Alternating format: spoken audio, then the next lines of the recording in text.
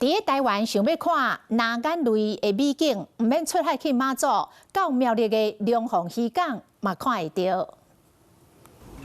有人用水桶滴水向水面潑過去，本來暗暗的水面雖出現熒光藍色的水花，看到人攏真驚喜。好漂亮哦！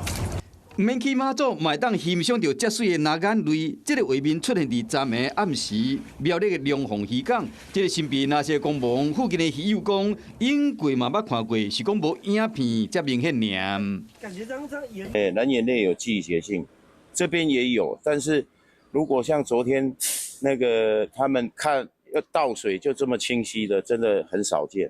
藍眼淚是夜光照所引起的自然生物的發光現象。當水中營養物質增加時，會一直生炭。然後海燕拍到，還是外部的刺激，就會發出藍色的熒光。是講，若是傷濟，會互水內含氧量降低，致使其他海洋生物袂活。